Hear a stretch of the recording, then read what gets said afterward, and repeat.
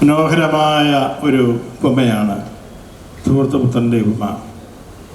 അതേപ്പറ്റി പറയുന്നത് ലോക ചരിത്രത്തിൽ എഴുതപ്പെട്ടിട്ടുള്ള ഏറ്റവും ചെറിയ മഹത്തായ ഒരു ചെറുകഥയാണ്.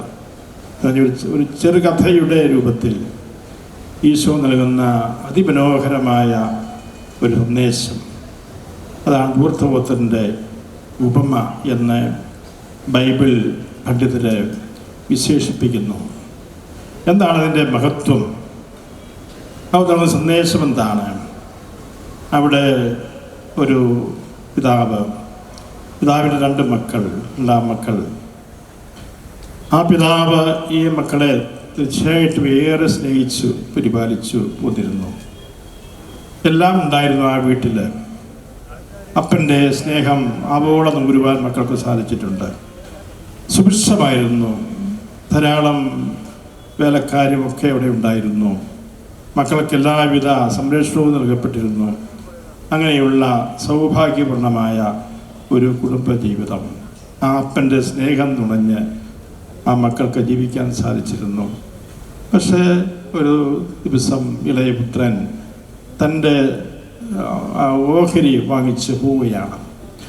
യഹൂദ നിയമമനുസരിച്ച് 2 പുത്രന്മാരുണ്ടെങ്കിൽ മൂത്ത പുത്രന് പിതൃസ്വത്തിൻ്റെ 3/2 അവകാശമുണ്ട്. ഇളയ പുത്രന് 3/1. അങ്ങനെ ആ പിതാവിൻ്റെ സ്വത്തിലെ 3/1 വാങ്ങിച്ചായിരിക്കണം ആ ഇളയ പുത്രൻ അവിടെ നിന്ന് ഇറങ്ങിത്തിരിച്ചത്. പക്ഷേ അത് കഴിഞ്ഞുള്ള ജീവിതം അവൻ വിചാരിച്ചു, ഈ സ്വത്ത് കൊണ്ട് തനിക്ക് സന്തോഷപൂർവ്വം ജീവിക്കാം, മരണം വരെ എനിക്ക് ജീവിക്കാം, സുഖിച്ച് സന്തോഷിക്കാമെന്ന് അവൻ വിചാരിച്ചു. അവനതിൽ ആശ്രയിച്ചു. അവൻ്റെ പ്രതീക്ഷ മുഴുവൻ അതിലായിരുന്നു. തൻ്റെ ആ സ്വത്തിൽ ആയിരുന്നു അവൻ്റെ പ്രതീക്ഷ മുഴുവൻ അർപ്പിച്ചിരുന്നത്. അതിനെ ആശ്രയിച്ച് അവൻ പോവുകയാണ്. പക്ഷേ അവൻ്റെ പിന്നിലുണ്ടായ അനുഭവങ്ങൾ അവിടെ വിവരിക്കുന്നു. കൂട്ടുകാർ ധാരാളം ഉണ്ടായിക്കൂടി അവൻ്റെ കൂടെ. ഈ സ്വത്തിൻ്റെ ഓഹരി പങ്കിട്ട് ആസ്വദിക്കാൻ ധാരാളം കൂട്ടുകാർ അവൻ്റെ കൂടെ കൂടി. അവരോടുകൂടെ അവൻ സന്തോഷിച്ച് ആനന്ദിച്ച് ജീവിച്ചു, കുടിച്ച് മതിച്ചു ജീവിച്ചു എന്ന് പറയാൻ സാധിക്കും. പക്ഷേ പിന്നീട് പട്ടിണി വന്ന് അവനെല്ലാം തീർന്നുപോയി. അവൻ്റെ സ്വത്തെല്ലാം തീർന്നുപോയി. അവന് നിസ്സഹായനായി. അവനെ പട്ടിണി കിടക്കേണ്ടി വന്നു. അവന് പന്നിയെ മേയ്ക്കുന്ന ജോലി തേടേണ്ടി വന്നു. യഹൂദർക്ക് നിഷിദ്ധമായിരുന്ന ഒരു ജോലിയായിരുന്നു പന്നിയെ മേയ്ക്കൽ. നിയമമനുസരിച്ച് അവർ അനുവദിക്കപ്പെട്ടിരുന്നില്ല. അത്രയും മ്ലേച്ഛമായ തരം താഴ്ന്ന യഹൂദർക്ക് ചേരാത്ത ഒരു ജോലിയാണ് പന്നിയെ മേയ്ക്കുക. അതുകൊണ്ട് അങ്ങനെയുള്ള ആ ഒരു ജോലി അത്രമാത്രം അവൻ തകർന്നു പോയി എന്നതിൻ്റെ അർത്ഥം. പന്നിയെ മേയ്ക്കുന്ന ജോലി എങ്കിലും കിട്ടാൻ അവൻ ആഗ്രഹിച്ച് അങ്ങനെ അത് കിട്ടി. എന്നിട്ടോ ആ പന്നിയുടെ ഭക്ഷണം പോലും തിന്ന് വിഷപ്പിളക്കാൻ അവന് സാധിച്ചില്ല. അതുപോലും അവന് കിട്ടാതെയായി എന്നുള്ളതാണ്. എന്ന് പറഞ്ഞാൽ അവൻ ഇതിനേക്കാൾ തകരാനില്ല, ഇതിനേക്കാൾ നശിക്കാനില്ല. അവൻ സകല പ്രതീക്ഷയും അസ്തമിച്ച ഒരവസ്ഥാവിശേഷം. എന്ത് ദയനീയമായ ഒരവസ്ഥയാണ്. അവൻ ഇതിനേക്കാൾ കൂടെ അധപ്പതിക്കാൻ സാധിക്കത്തില്ല. സാധാരണ മനുഷ്യൻ തകർന്നടിഞ്ഞു പോകും. പിന്നെ അവനെ അവിടെ ഒന്ന് ഉയർന്നു വരാൻ ഒരു സാധ്യതയില്ലാത്തൊരവസ്ഥ പോലെ തോന്നും നമുക്ക്. പക്ഷേ അവിടെ നമ്മൾ പിന്നീട് കാണുന്നത് എന്താണ്? അവൻ തകർന്നില്ല എന്നുള്ളതാണ്. ഉടനെ അവൻ തൻ്റെ പിതൃഭവനത്തെക്കുറിച്ച് ഓർത്തു, തൻ്റെ പിതാവിനെക്കുറിച്ച് ഓർത്തു, പിതാവിൻ്റെ സ്നേഹത്തെക്കുറിച്ച് ഓർത്തു. കുടുംബത്തിൽ എന്തുമാത്രം സൗകര്യമുണ്ടായിരുന്നു ഏതാക്കി അവനെ ഓർക്കുകയാണ്. അവനിൽ കെട്ടുപോയ ദീപം, ആ പിതാവിനോടൊപ്പമുള്ള ആ ജീവിതത്തിൻ്റെ ആ ഒരു സൗരഭ്യം അത് പൂർണ്ണമായില്ലാതായി തീർന്നില്ല. അവൻ കെട്ടുപോയതാണ് വാസ്തവത്തിൽ. പക്ഷേ അതിൻ്റെ അടിയിൽ നമ്മൾ സാധാരണ തീയൊക്കെ കത്തിച്ച് കഴിഞ്ഞ് അത് പിന്നെ അടുപ്പിൽ നമ്മൾ അത് സൂക്ഷിച്ച് വയ്ക്കാറുണ്ട്. ചാരത്തിൻ്റെ അടിയിൽ ചിലപ്പോൾ ഒരു തരി തീപ്പൊരി കാണും. ആ തീപ്പൊരിയാണ് പിന്നെ പണ്ടൊക്കെ അങ്ങനെയായിരുന്നില്ല. ആ തീപ്പൊരി ഊതി കത്തിച്ചാണ് പിന്നെ പിറ്റേ ദിവസം തീ ഉണ്ടാക്കുന്നത്, അടുപ്പിൽ ഭക്ഷണം പാകം ചെയ്യുന്നത്. ഇതുപോലെ ഒരു തീപ്പൊരി അവൻ്റെ ഉള്ളിലുണ്ടായിരുന്നു. അതാ പിതാവ് എന്നെ കൈവിടുകയില്ല. തനിക്കിനി ഏക ആശ്രയം എൻ്റെ പിതാവാണ്. ആ പിതാവ് എന്നെ കൈവിടുകയില്ല. ആ പിതാവിൻ്റെ സ്നേഹം അത്രമാത്രം ആസ്വദിച്ചവനാണ് അവന്. അതുകൊണ്ട് ആ പിതാവിൻ്റെ അടുക്കിലേക്ക് തിരിച്ചു പോകാൻ അവൻ തീരുമാനിക്കുന്നു. ആ ഒരു തരി വിശ്വാസത്തിൻ്റെ പിതാവുമായുള്ള ബന്ധത്തിൻ്റെ ഒരംശം അവനിൽ ഉണ്ടായിരുന്നു. അതുകൊണ്ട് അത് വച്ച് അവൻ പ്രത്യാശയോടെ തിരിച്ചു പോവുകയാണ്. പക്ഷെ അവനൊരു കാര്യം ചെയ്തു, വെറുതെ തിരിച്ചു പോയല്ല ചെയ്തത്. അവൻ തൻ്റെ തെറ്റിന് പരിഹാരം ചെയ്യാൻ തയ്യാറായിട്ടാണ് തിരിച്ചു പോകുന്നത്. ശരിക്കും ഒരു മാനസാന്തരം, തിരിച്ചു വരവ്. അവൻ പരിഹാരം ചെയ്യാൻ തയ്യാറായിട്ടാണ് മുതിരുന്നത്. ആ പിതാവിനെ, അതായത് അവൻ പറയുന്നു, ഞാൻ പിതാവിനോട് പറയും, സുഖത്തിനെതിരായി നിനക്കെതിരായി ഞാൻ പാപം ചെയ്തു പോയി, നിന്റെ കൂലിക്കാരിൽ ഒരുവനായിട്ട് എന്നെ സ്വീകരിച്ചാൽ മതി എന്ന് ഞാൻ പറയും. നിന്റെ കൂലിക്കാരിൽ ഒരുവനായിട്ട്. അവിടെ അടിമകളുണ്ടായി. അന്നത്തെ കാലത്ത് യഹൂദയിൽ അടിമകളുണ്ടായിരുന്നു. അടിമകൾ വീട്ടിൽ ഇങ്ങനെ സ്ഥിരം താമസിച്ച് ജോലി ചെയ്തവരാണ്. ജവാന്മാരുടെ താല്പര്യമനുസരിച്ച് എല്ലാം ചെയ്ത രാവുകൾ. അവർ പക്ഷേ ഒരു കുടുംബത്തിലെ അംഗങ്ങളെ പോലെ തന്നെ കരുതപ്പെട്ടിരുന്നു. അടിമകളാണ്, പക്ഷേ അവരെ കുടുംബത്തിലൊരു അംഗം പോലെ അവർക്ക് സംരക്ഷണം ഉണ്ടായിരുന്നു. പക്ഷെ കൂലിപ്പണിക്കാർ അങ്ങനെ ആയിരുന്നില്ല. അവർക്ക് ഓരോ ദിവസവും ആരെങ്കിലും വിളിച്ചു അവർ ചെയ്യുന്ന ജോലിക്ക് മാത്രം കൂലി കൊടുക്കുന്നിട്ട് അവൻ പോകുന്നു. അവൻ സ്ഥിരമായൊരു ഭദ്രതയില്ല, സുരക്ഷിതത്വമില്ല. അവിടെ ഒരു സ്ഥിര ജോലിയല്ല അത്. അങ്ങനെയുള്ള ഒരു കൂലിക്കാരനെ എൻ്റെ അടിമയായിട്ട് വേണ്ട. അടിമയുടെ അവസ്ഥ കുറച്ചുകൂടെ ഭേദപ്പെട്ടതാണ്. അതും എനിക്ക് വേണ്ട. എനിക്ക് കൂലിക്കാരൻ്റെ ഒരവസ്ഥ കിട്ടിയാൽ മതി എന്ന് ചിന്തിച്ചുകൊണ്ട് അങ്ങനെ തൻ്റെ തെറ്റിനെ പരിഹാരം ചെയ്യുവാൻ തയ്യാറായിട്ട് അവൻ അനുതപിച്ചാണ് തിരിച്ചു പോകുന്നത്. ആ അനുതാപത്തിൻ്റെ തിരിച്ചുവരവാണത്. അപ്പോൾ അത് അങ്ങനെ തിരിച്ച് ചെയ്തപ്പോൾ ആ പിതാവ് എന്താണ് ചെയ്തത്? അവനെ ദൂരെ കണ്ടപ്പോഴേ ഓടിച്ചെന്നവനെ സ്വീകരിക്കുകയായിരുന്നു. അവൻ നഷ്ടപ്പെട്ടതെല്ലാം തിരിച്ചു കിട്ടുകയാണ്. കാരണം അവനിൽ അല്പം സ്നേഹമുണ്ടായിരുന്നു. തന്നോട് അല്പം സ്നേഹം അവനുണ്ടായിരുന്നു. തന്നിൽ അല്പം വിശ്വാസം അവനുണ്ടായിരുന്നു. ആ വിശ്വാസത്തിന് ആ അപ്പൻ പ്രതിഫലം നൽകുകയാണ്. 100 മടങ്ങായിട്ട് പ്രതിഫലം നൽകുകയാണ്. ആരാണ് ഈ അപ്പൻ? അതാണ് ദൈവം.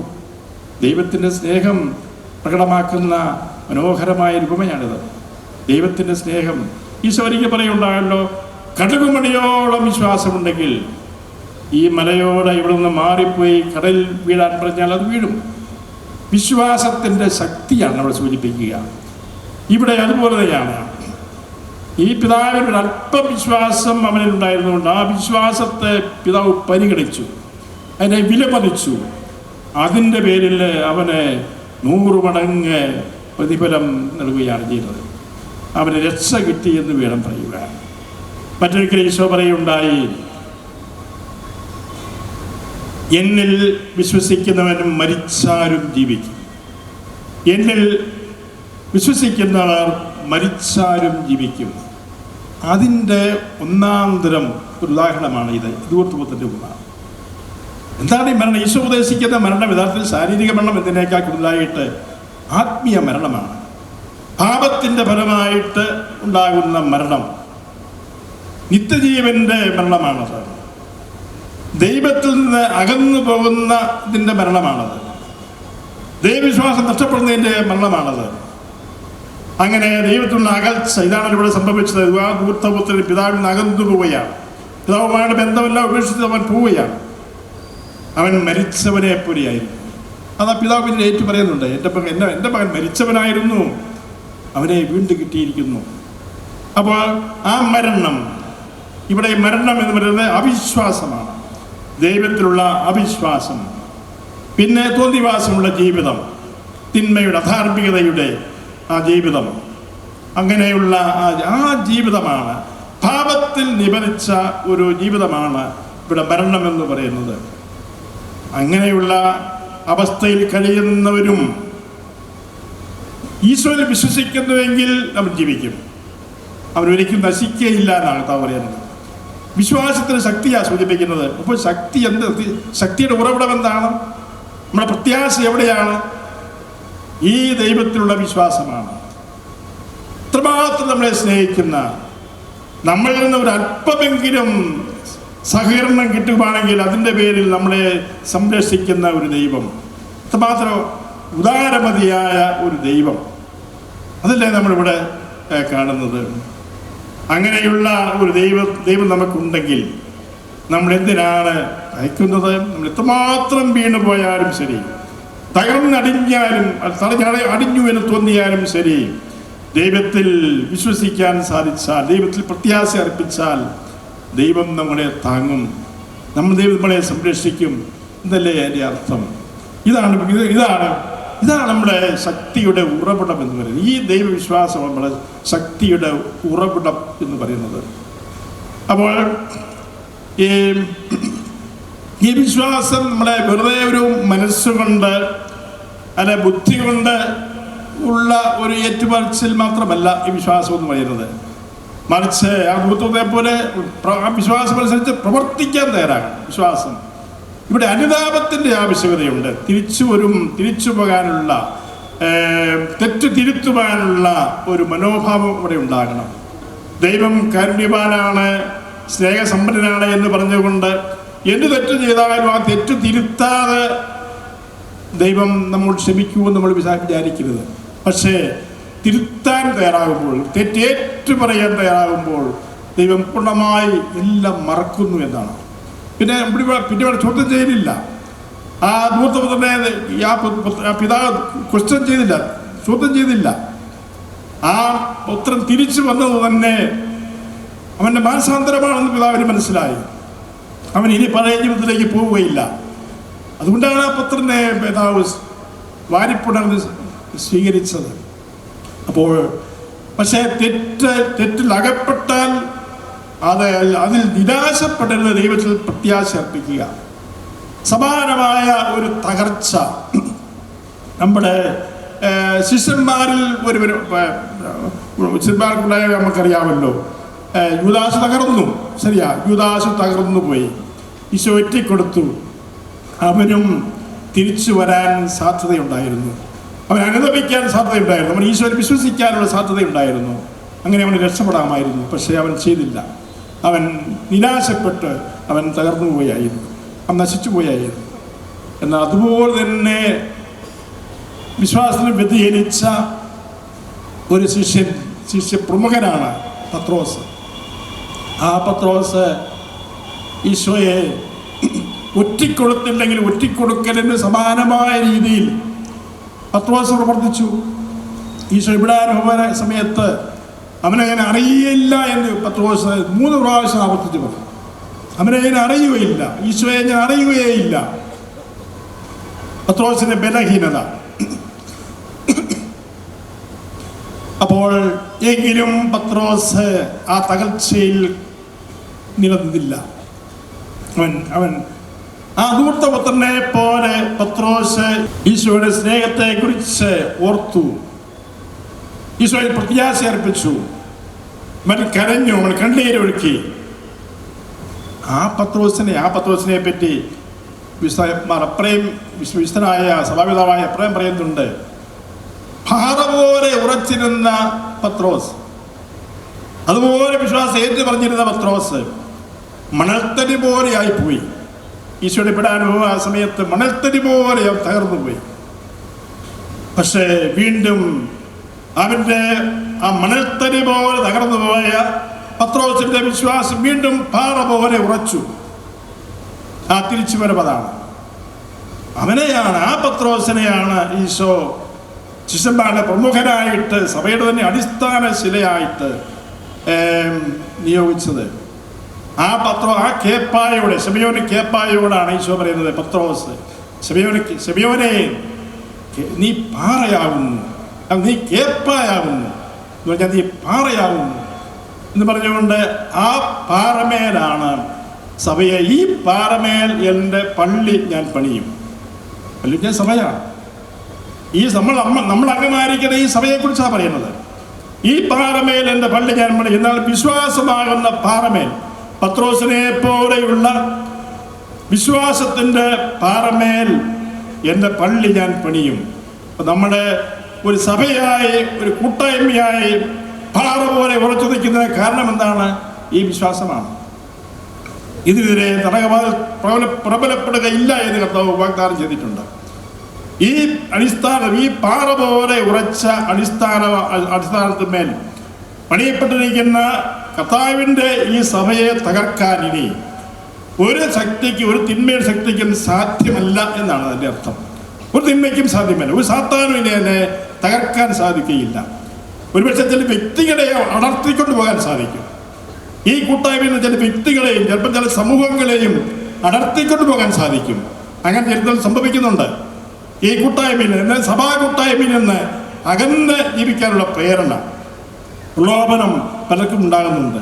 സഭയെ തള്ളിപ്പറയുവാൻ, സഭയെ അനുസരിക്കാതിരിക്കുവാൻ ഒക്കെയുള്ള പ്രലോഭനങ്ങൾ ഇന്ന് പലർക്കും നമുക്ക് കാണാൻ സാധിക്കുന്നുണ്ട്.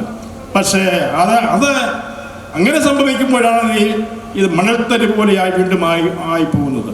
പാറ പോലെ ഉറച്ച അടിസ്ഥാനത്തിന്മേൽ പണിയപ്പെട്ടിരിക്കുന്ന സഭയിൽ നിന്ന് അകന്നു നിൽക്കുമ്പോൾ അവൻ മണൽത്തരി പോലെയായി തീരുകയാണ്. ആ മണൽത്തരിയുടെ മേൽ അവൻ പടുത്തുയർത്തുന്ന തൻ്റെ ജീവിതം തകർന്നു പോകും. അതിനെ നിലനിൽക്കാൻ സാധിക്കുകയില്ല. പ്രലോഭനങ്ങൾ വരുമ്പോൾ അവൻ തകർന്നു പോകും. അവൻ സാത്താൻ്റെ അടിമയായി വീണ്ടും പോകും. അതാണ് യാഥാർത്ഥ്യം. അതാണ് സംഭവിക്കുന്നത്. അതുകൊണ്ട് സഭയുടെ സമുദായത്തിൽ, നമ്മുടെ ക്രൈസ്തവ സമുദായത്തിൻ്റെ ശക്തി എന്ന് പറയുന്നത് ഈ സഭയാകുന്ന അടിയോട് ചേർന്ന് നിൽക്കുക, ആ അടിത്തറമേ പണിയപ്പെട്ടിരിക്കുന്ന സഭയോട് ചേർന്ന് നിൽക്കുക എന്നുള്ളതാണ്. അത് വാഗ്ദാനം ചെയ്തിട്ടുണ്ട്. അങ്ങനെ ചേർന്ന് നിൽക്കുന്നവൻ ഒരിക്കലും തകർന്നു പോവുകയില്ല. ആ സഭയെ അനുസരിക്കാൻ നമ്മൾ തയ്യാറാക്കണം. അതാണ് ഈശോ വ്യക്തമായി പറഞ്ഞത്. പത്രോസിനോട് പറഞ്ഞതിന്റെ തുടർച്ചയായിട്ട് കർത്താവ് പറയുന്നു, നീ ഭൂമിയിൽ കെട്ടുന്നതെല്ലാം സ്വർഗത്തിലും കെട്ടപ്പെട്ടിരിക്കും, നീ ഭൂമിയിൽ അഴിക്കുന്നതെല്ലാം സ്വർഗത്തിലും അഴിക്കപ്പെട്ടിരിക്കും.